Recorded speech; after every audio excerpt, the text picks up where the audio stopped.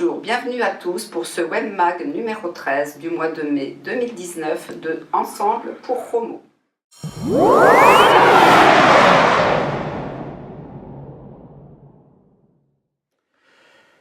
Bonjour à tous, je m'appelle Claude Naudion, je suis ancien conseiller municipal sous 2 mandatures, dont la précédente de 2008 à 2014. Sous cette mandature, il y a eu un projet de rénovation de Saint-Marc. En effet, Saint-Marc était un quartier fait de bars qui a été construit dans les années 1950-1960, à l'époque où un besoin de logement important s'était fait ressentir. La rénovation devait contenir d'une part la destruction d'un certain nombre de bars pour construire du pavillon HLM, mais du petit pavillon, et également désenclaver le quartier. En effet, pour pénétrer dans Saint-Marc, il y a uniquement la route de Saint-Marc. On ne traverse pas ce quartier. Dans le projet, il était effectivement question d'une rue qui traversait Saint-Marc pour rejoindre la rue des Bleuets et ensuite, par la rue des Bleuets, rattraper la rue des Cheminées. C'était donc de nouveau un quartier qui se rattachait à l'ensemble de la ville. Il était aussi préconisé de reconstruire le centre scolaire, car les locaux étaient devenus vétustes et les conditions d'enseignement n'étaient pas les meilleures. Aujourd'hui, on s'aperçoit que la totalité du projet n'a pas été réalisée, et en particulier la rénovation du centre scolaire, ce qui est tout à fait regrettable parce que nos enfants ne sont pas dans les meilleures conditions pour apprendre. Donc dans ces promesses, moi j'avais voté ce projet, et en particulier pour ce désenclavement. Or, ce désenclavement n'a pas été réalisé. Donc je trouve dommage aujourd'hui qu'on entame des projets, qu'on fait des promesses auprès des citoyens et que ces promesses ne soient pas tenues. Aujourd'hui, le quartier de Saint-Marc reste un quartier enclavé qui a une vie, je dirais, détachée du reste de la ville.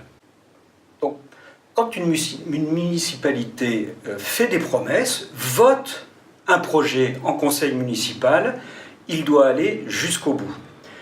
Donc, quand on se présente devant les électeurs, on doit tenir ses engagements. Et je regrette qu'aujourd'hui, ces engagements ne soient pas tenus.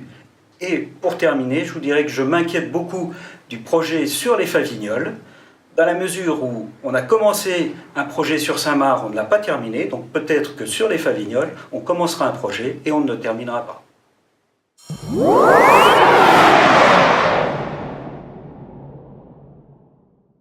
Bonjour, je suis Dominique Giraudet, ancienne conseillère municipale donc, pour la mandature d'avant, c'est-à-dire de 2008 à 2014.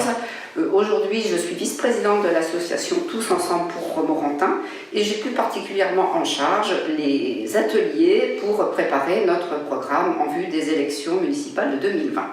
Donc aujourd'hui, nous avons 8 ateliers en cours et une trentaine de personnes sont actuellement en train de travailler.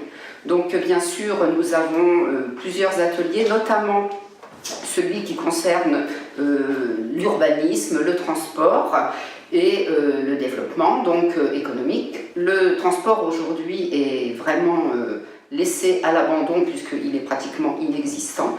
Et donc nous allons bien sûr développer cette action.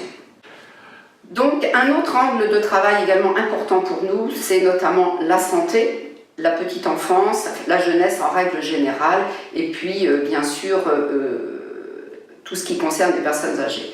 Aujourd'hui, Romorantin, on sait, est une ville vieillissante et nous constatons que nous avons une désertification médicale importante et sur laquelle nous travaillons aujourd'hui pour développer et faire venir nos médecins et tous les professionnels de santé en règle générale dans notre ville. On doit donc la rendre attractive pour eux et on doit travailler également avec eux pour absolument trouver une solution à ce problème.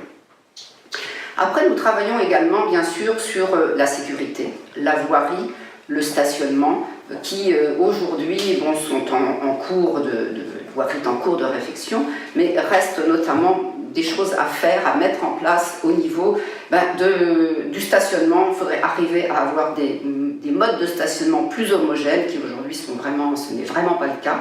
Et puis rendre la route et les trottoirs plus sécurisés, aussi bien donc pour nos piétons que pour nos voitures, sans oublier les personnes en situation de handicap qui aujourd'hui ont du mal à circuler dans notre ville. Donc c'est une action importante également pour nous. Et pour finir, reste 2 points importants.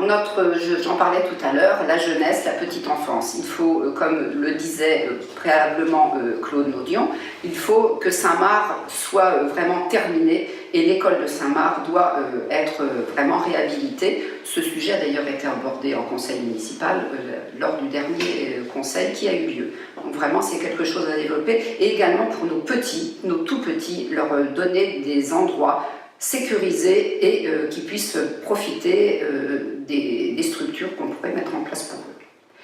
Après, reste évidemment, tout ça est lié, la culture, le tourisme et la qualité de vie à Romorantin.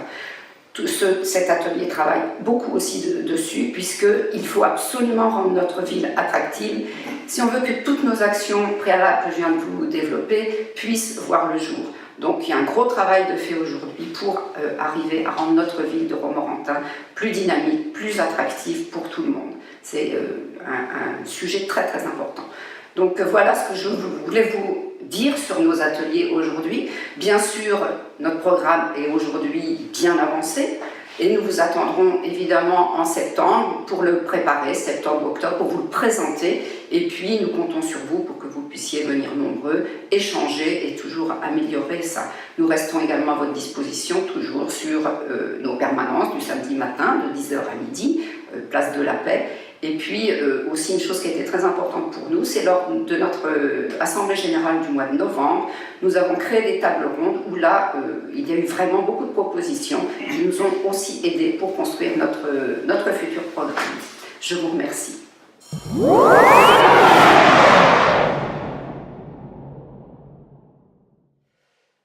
Nous espérons que ce nouveau numéro du WebMag vous a plu.